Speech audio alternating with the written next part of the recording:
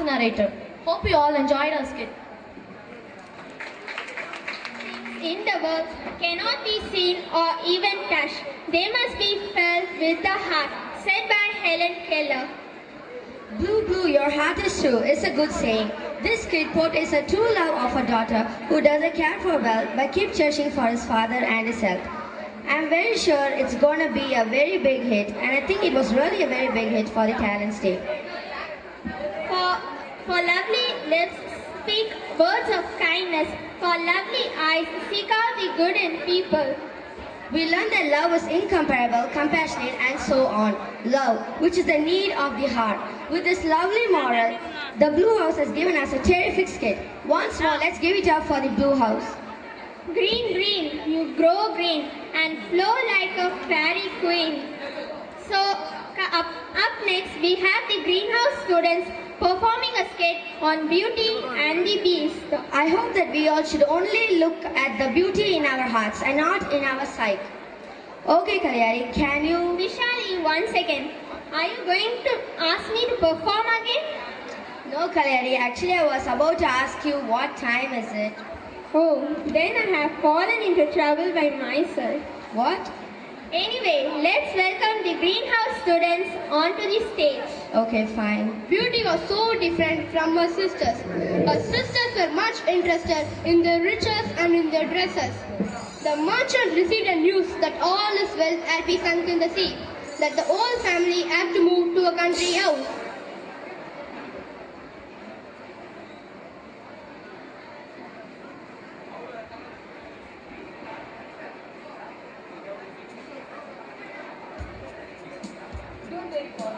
We are with you at the time of this trip.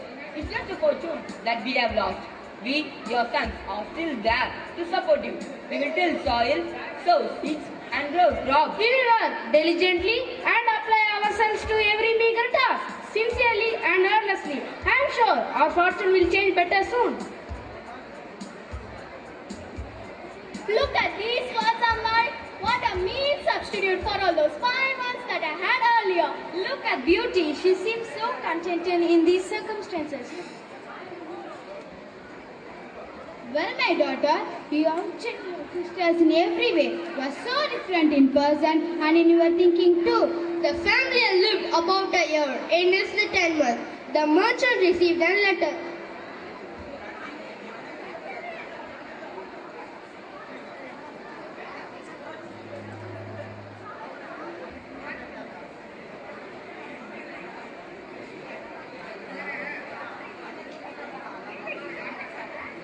I thank my Father in heaven who turned my fortunes.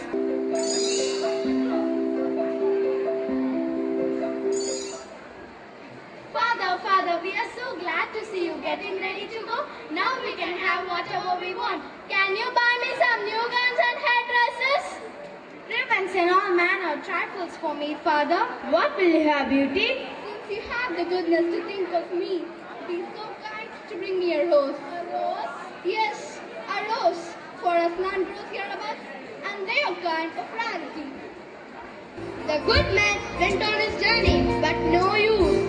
On thinking of the happiness of his children, he lost his way and entered an house.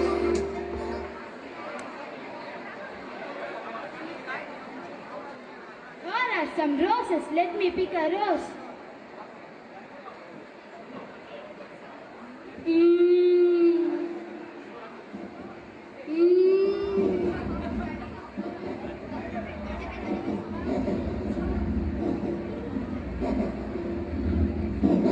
You are very ungrateful. I had saved your life by receiving you into my castle.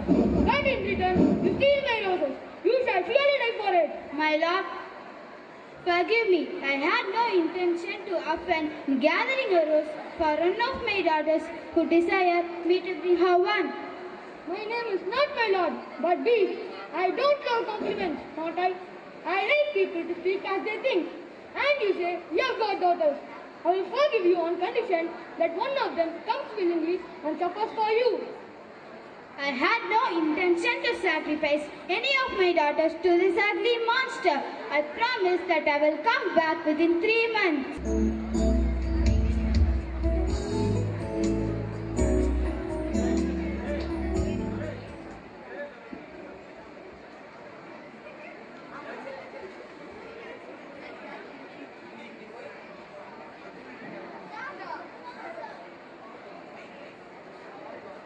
Here, Beauty, take these roses.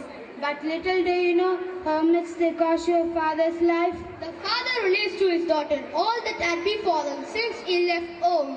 True, but see the pride of that little wretch. She would not ask for fine clothes as we did.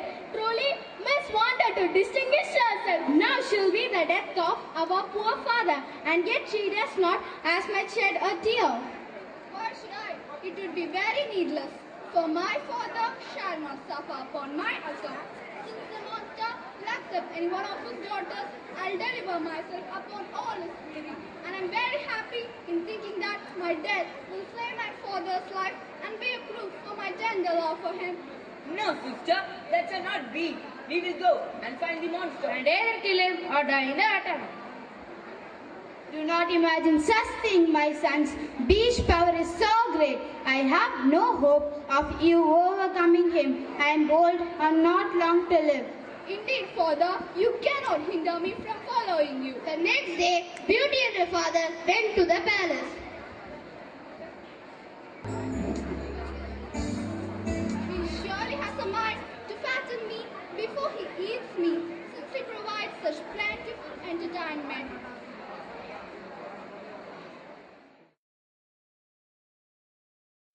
When they had supped, they heard a great noise.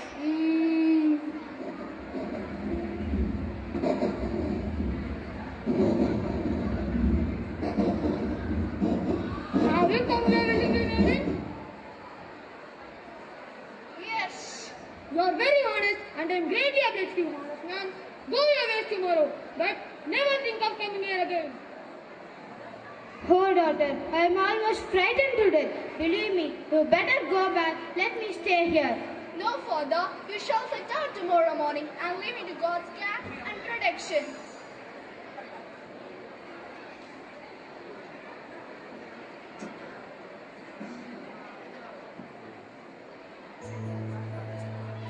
I'm content, Beauty, with your good will. This good action of yours in giving up your own life to save your father shall not go unrewarded.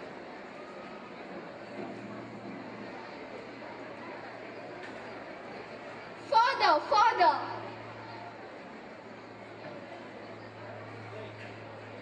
Listen to the dream I had last night.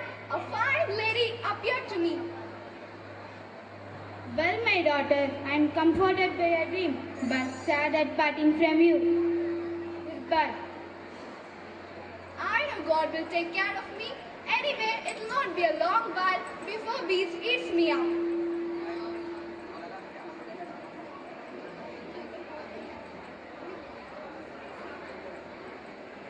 Beauty, will you give me leave to see you, sir?